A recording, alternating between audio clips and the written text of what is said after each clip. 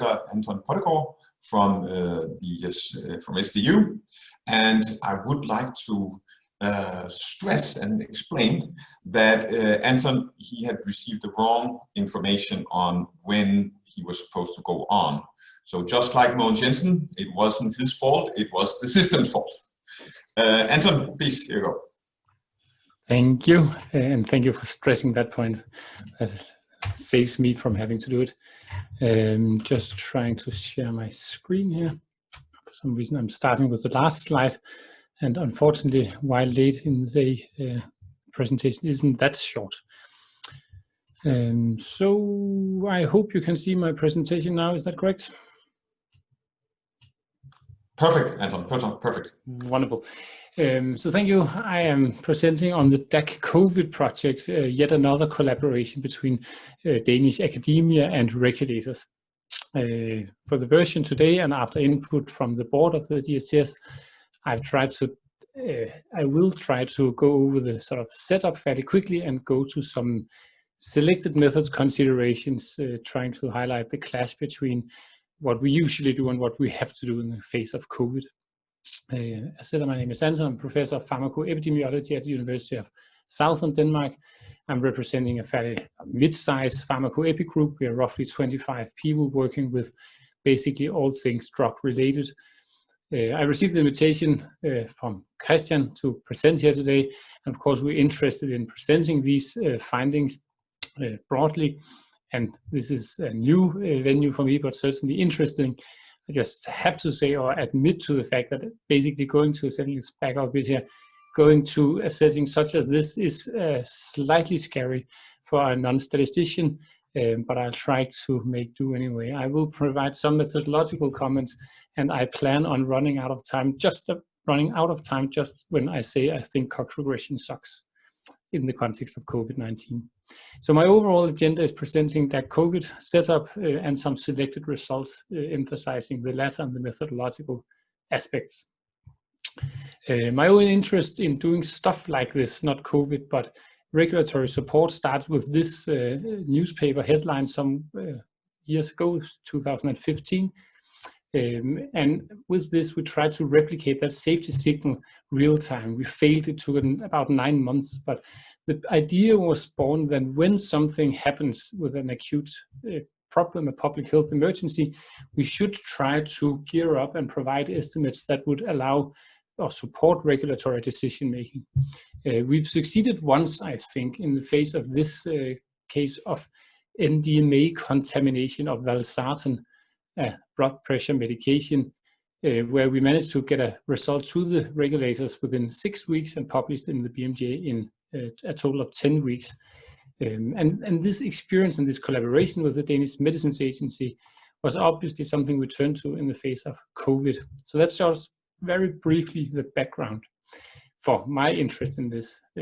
Meanwhile, the Danish Medicines Agency has set up the DAC Data Analytics Center, not the most inspiring acronym, but nevertheless specific, where they are, and I will leave it to them to present their overall structure. But generally speaking, they are gearing up in terms of understanding and using real-world data, and this is across the life cycle of a drug, so both before marketing authorization is obtained and after. So going to the DAC COVID project in itself. The idea was born by the Danish Medicines Agency and very early on formalized in a steering committee comprising the Danish Medicines Agency and other Danish regulators, including Danish patient regions and faculties of health science. Underneath the steering committee, an expert group was established with me as the project lead. I'm from the University of Southern Denmark, but I'm in this project acting on behalf of the Danish Medicines Agency. And this expert group was populated with people from all over Denmark, mainly epidemiologists and pharmacoepidemiologists, but also we added in people that had various competences related to COVID-19. So we have a virologist, we have an infectious disease specialist, we have a statistician, even a DSTS member, I think, Henrik Støvring, and a few others, regulators as well. So we really had a group knowledgeable about more or less anything we might end up needing in going into this project. The setup, I won't go into too much detail, but it's described in detail in this paper published in Clinical Epidemiology, including the sort of regulatory system or the governance of the project. The aim of the project, what we tried to build, was to build a machine, and that was really my thinking in the early pandemic, that we had to set up a system where we had the possibility of providing rapid analysis of anything related to use of medicines in COVID-19. And that is, I was focused on setting up this machinery that includes rapid data delivery and trying to minimize lag in registry, so we really had the most updated data. The target audience for the products that the product of this analysis is the regulators. It should be published eventually, but the main target is providing input to regulators to facilitate their decision-making process. The data structure is based on SARS-CoV-2 PCR results fed directly to the project by Statens Serum Institute, initially in a bi-weekly setup. That is obviously not needed anymore. This was the backbone of the project, since these data were not widely available due to legislative issues, but it was made available via this project, and now fortunately it is widely available to any Danish researcher. It was, I guess, also to some extent available to anyone via this project, but I'll get back to that. So this cohort of PCR results, that is both those testing positive and negative, was supplemented by prescription fills, hospital admissions, and all sorts of Danish standard data. The ones in parentheses are those used for very specific projects. The other ones were used for all of them. And that was my initial delivery. We needed to build this machinery. And once that was built, we sort of said, come in, now we're open. We now have a system in place to conduct analysis if you have a hypothesis. So we solicited hypotheses widely, saying basically that if you have something that you think regulators should be aware of and where data is needed, please submit your hypothesis to this project. It then underwent approval, evaluation, and potential approval by the steering committee. The external group or person submitting the hypothesis met with the expert group. So now the expert group is sort of in an advisory capacity to the external researchers submitting their hypothesis. Afterwards, a protocol was developed, and this was registered in the EU PASS registry for full transparency in what was going on. We then conducted the programming because we were the only ones with actual data access. A regulator note was prepared, and this is the main deliverable to the Danish regulators via the Danish Medicines Agency, but including all the capacities at the steering committee, as well as actually both European and US regulators. And ultimately, the paper was, of course, submitted for publication. So this was a fairly hectic period of time with a lot of proposals. And currently, my list of initiatives looks roughly like this, trying to keep track of all the different proposals being submitted and who we promised to deliver what to and when. So we have a total of 5 preparatory studies, all of which are already published. It's a review of good pharmacoepi practice in COVID-19. I'll get back to that one. That's the description of the data sources and setup I already mentioned. We have one paper that I will mention as well on baseline characteristics, what is the data material at hand, and 2 specific papers on NSAIDs and ASARP safety in influenza patients, analysis that we did as a warm-up exercise while waiting for data to accumulate, because we actually succeeded in setting up this system and actually had the first results by the end of April, at which point we could not do that many analyses because we simply had too few patients to assess at least some of the hypotheses. To these preparatory studies, we had 11 hypothesis evaluating studies, 3 of which are accepted or published, 4 under review, and 4 currently undergoing analysis. I think of these 11, 9 have already been passed on as regulator notes. So we are nearing completion. When I say we're nearing completion, I have to emphasize that the project no longer accepts new proposals unless something of particular and urgent public health necessity comes along, but I consider that unlikely.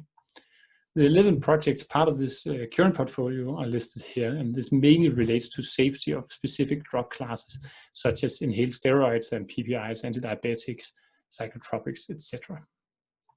The selected results, again, I will go over it very sort of briefly to leave time for some methodological considerations. The baseline material is published in this paper in International Journal of Epi, which is a very detailed descriptive study outlining what is the patient material covering the first 11,000 cases with positive PCR results. This includes this humongous table spanning 3 pages of baseline characteristics, including those community managed or hospitalized or died during hospitalization, etc.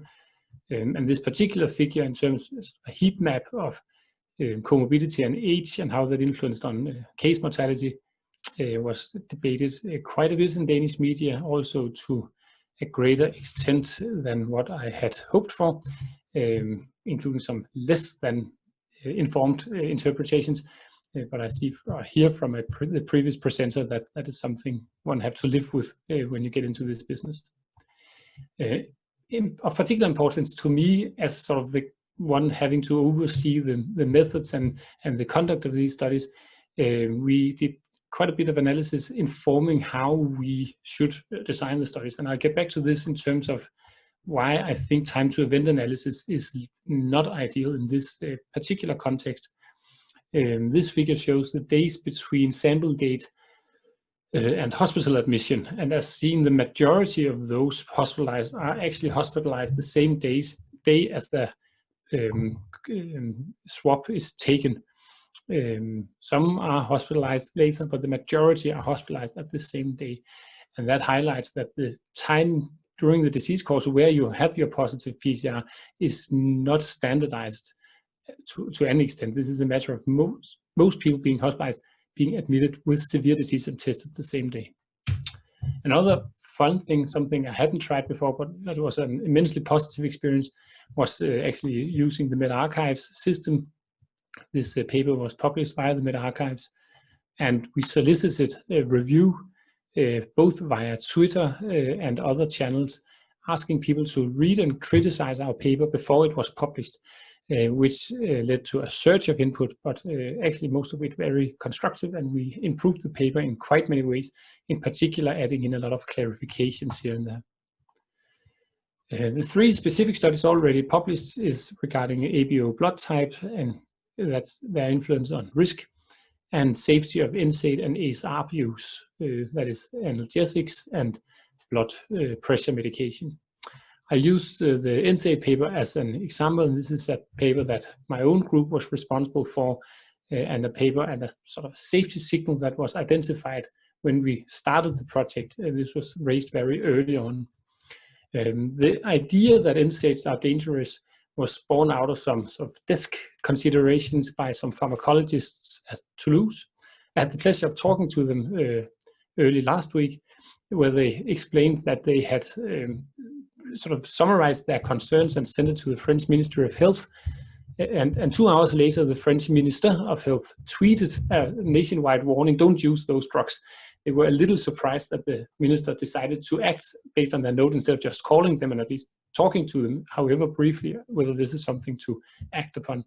I think that speaks a lot to how we all acted in the early phase of the pandemic. The tweet was picked up by WHO. They sent out a warning, which is really weird since drugs are not the purview of WHO. It was retracted 23 hours later, but it was certainly out there, this hypothesis, and has, for instance, been discussed in a series of papers in the BMJ.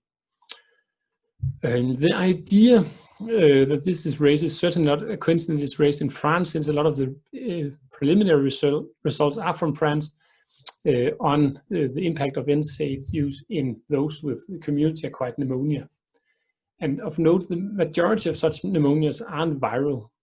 So the inference from what we know from NSAIDs in pneumonia to COVID-19 is limited at best.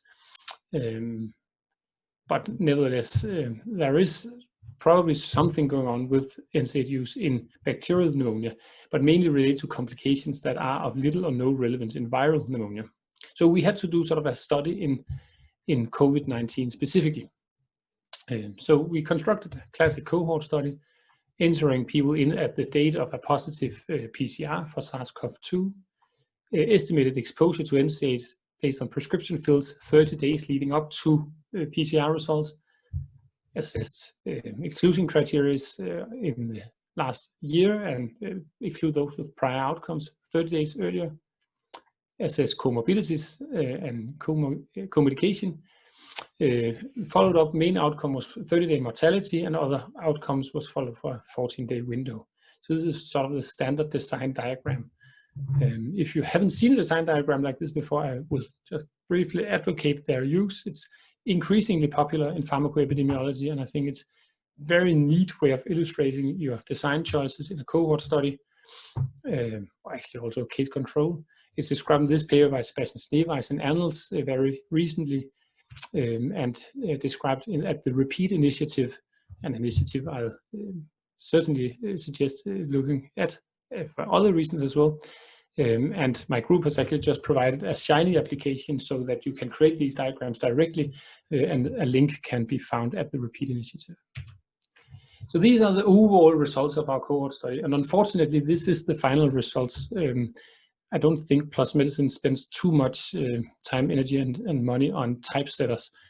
A slightly sort of neatified version is this, and as you'll see in terms of death and other safety outcomes, we generally see absolutely no association. The only thing might be on an absolute scale a slightly increased risk of hospitalization, but we are nowhere near statistical significance. So overall, this is certainly reassuring. It doesn't seem like there's a whole lot going on with safety in terms of NSAIDs in COVID-19. One thing some of you might know is this one, and now we're getting into methodological stuff. We have compared users of NSAIDs to non-users, and in pharmacoepi these days, this is the equivalence of committing a major sin. We did this, however, on purpose, and we did this informed by the preparatory study we did on NSAIDs in influenza patients. In this study, we looked at also NSAIDs compared to non-NSAID use. And this is the baseline table from that study. As you see, these two patient populations aren't exactly identical, but they are fairly comparable. There's a 5-year difference in median age, and certainly some skewness in drug use, but fairly comparable. We did, however, also try to compare to an active comparator of paracetamol use. And as you see from this e-table supplement, any difference as judged by the standard mean differences actually goes up when you compare to acetaminophen users. Now there's a 10-year age difference, and the comorbidity or co-medication skyrockets in this group compared to non-users. I think this is an interesting finding because in pharmacoepi these days, the actual comparator design is certainly all that anyone ever argues should be used. And I'm providing a few references here just for completeness, and as the slides will be available. I don't intend to argue sort of against the active comparator cohort overall. In a Danish setting, I think it's important to remember this, see the active comparator use as a matter of restriction, restricting to someone with a similar healthcare seeking behavior, for instance. And just to provide an example of also an NSAID relevant example where I think it sort of clearly illustrates why this is useful in a Danish context as well. There's this wonderful paper by Morten Schmidt and colleagues in the BMJ on diclofenac safety in cardiovascular risk. And in their main analysis, they saw a 50% increased rate of cardiovascular events comparing diclofenac users to non-users. However, they restricted the non-users to healthcare seekers, so someone seeing their physician for any reason. And in the sensitivity analysis, they showed very elegantly that if you didn't require people to be healthcare seekers, the risk estimate goes up quite a bit, which is most likely a matter of confounding by healthcare seeking behavior, or healthcare seeking behavior as a marker of patient frailty. So I'm absolutely arguing that we should consider using an active comparator, but in the sense that we are now looking at a selected cohort of people with in this case, a positive PCR test. But I guess also if we compared test positive to test negative, we were already restricted to someone seeking out testing.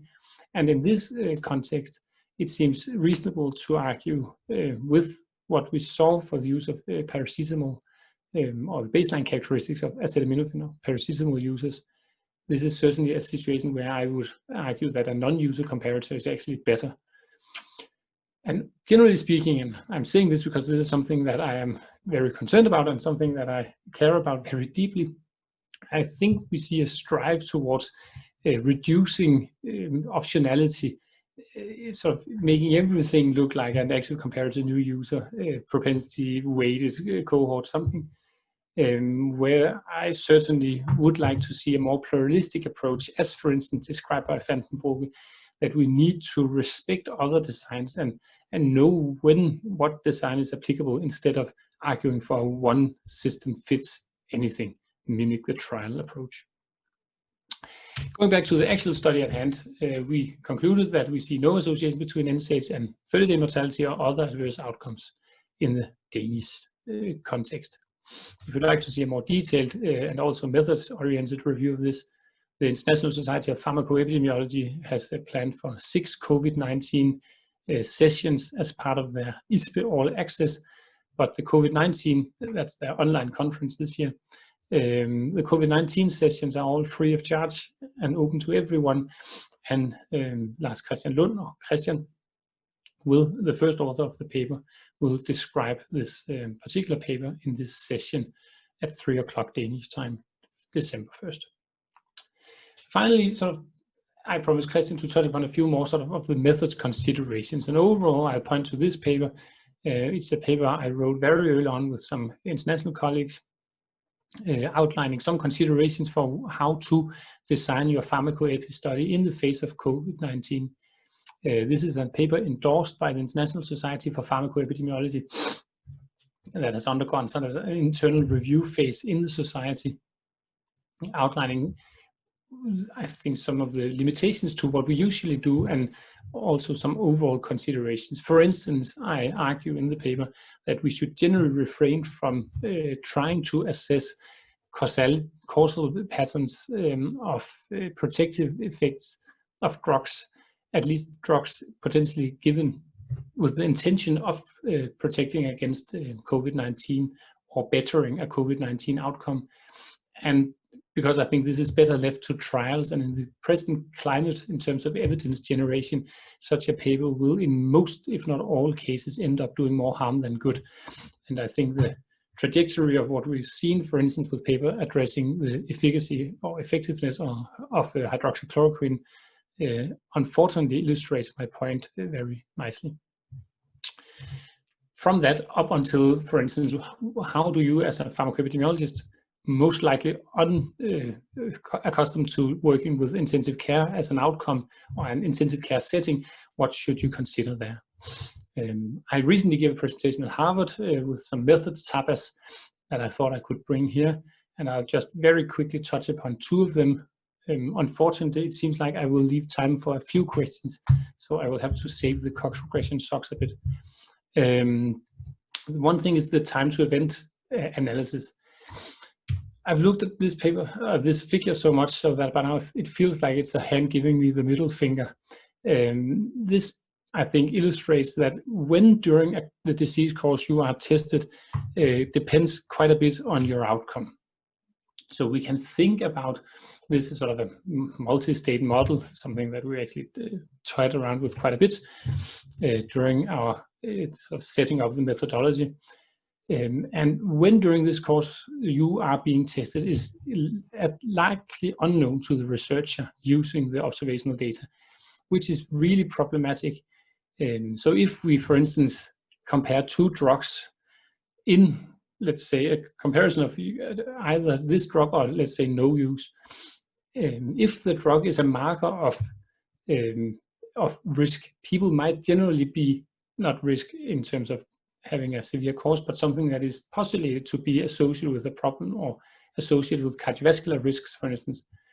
You might be tested slightly earlier on average if you are using the drug than if you are not. if the drug has no bearing on your COVID course, but you are generally tested a little earlier if using the drug would end up seemingly protective if we applied a time to event from, for instance, testing to a clinical outcome or admission, which wouldn't be correct. It's an artifact of the fact that this testing, or when you're tested during your COVID course, varies quite a bit. So overall, and based on input from clinicians saying that time to event in an intensive care setting or an infectious disease setting is largely irrelevant. The clinicians argued very clearly. They say, we don't care whether people die on day 2 or day 3. That's not part of it. Either you die or you don't. That's really what, in an infectious disease setting, you are concerned about. I hope I'm out of time before I have to defend that one. Nevertheless, that's what the clinicians told us, and from an applied methods point of view, I think that's the correct approach. So instead of using time to event, we've generally opted for using 30-day fixed risk windows.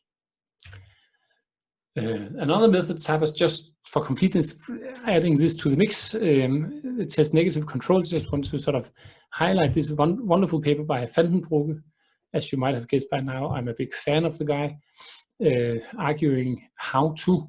It's a very sober review, how to and when can you use a test negative case control design in SARS-CoV-2 published in Epidemiology. It's a very nice paper, really both highlighting strengths and limitations to that approach.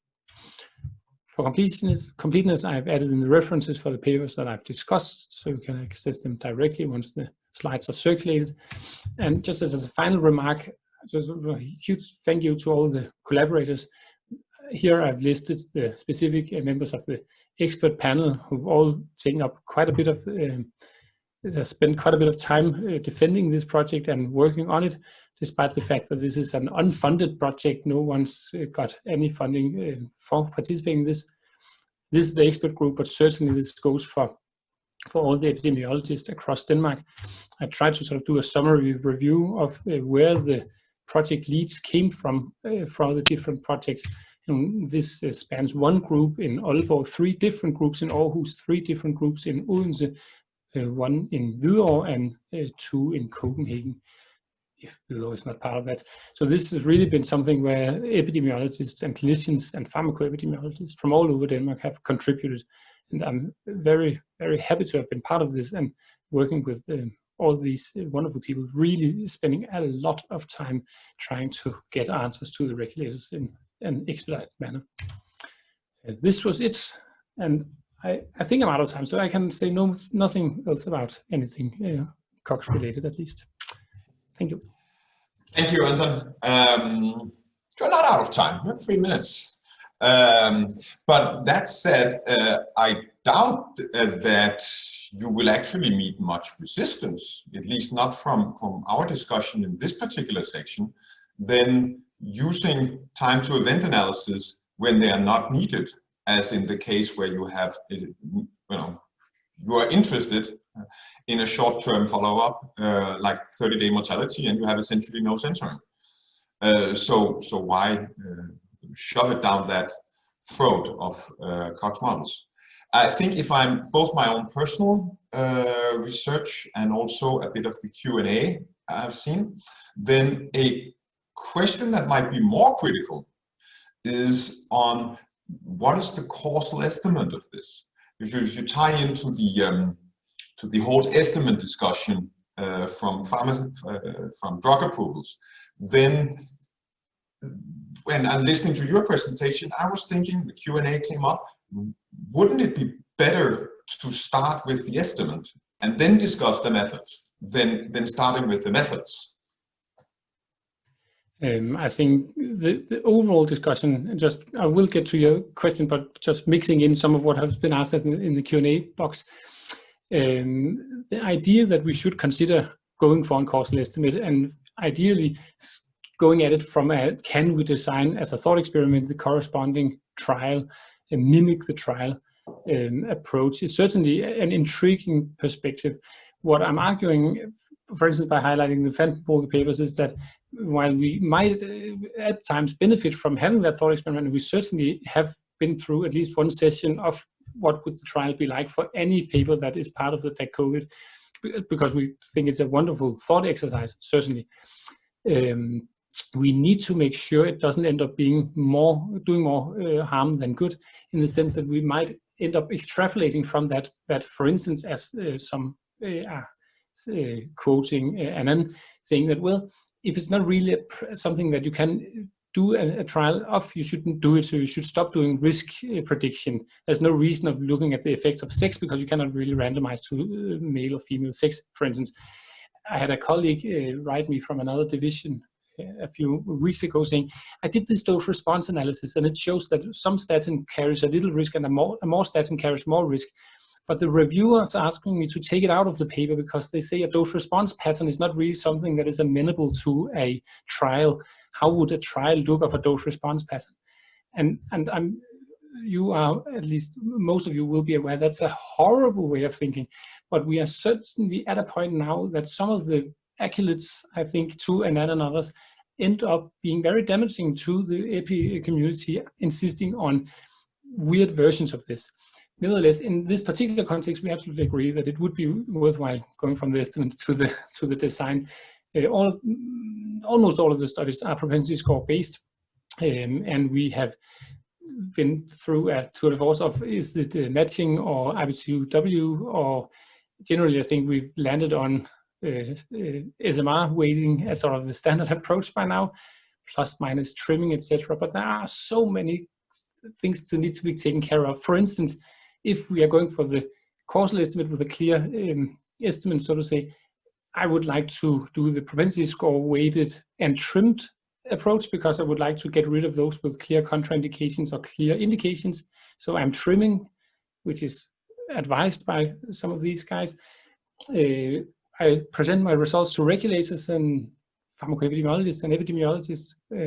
People go like, yeah, sure, but you have now provided an estimate for 80% of your cohort. What about the last 20%? And well, sure, but it's a matter of the actual sort of the counterfactual being those relevant to either this or that treatment, you know, and blah, blah. But that doesn't really fly with regulators. So while these approaches are certainly valuable from a theoretical perspective, whether that is applicable in all cases is debatable. And I think we really need to be careful and remember the pragmatic pluralism as advocated by Vandenbroek. Final comment is, in the projects where we've ended up being indecisive or a priori plan to do a lot of this, where we've used propensity score adjustment, matching, IPTW, SMR, yada, yada, yada. If the model is a good build, if it works, all the estimates are the same. If there's a problem with your model, it gives a lot of different results. But in all the cases where one of these works, the other also worked. I have yet to see somewhere where it changes dramatically, in particular in such a setting where we need to provide a fairly crude yes, no, is there a problem answer. And in this context, I have yet to see a case where it changes qualitatively using a different approach to things. We have a case but that's going through the courts. I really agree with you on the pluralism. That's an important thing to keep in mind. Yeah,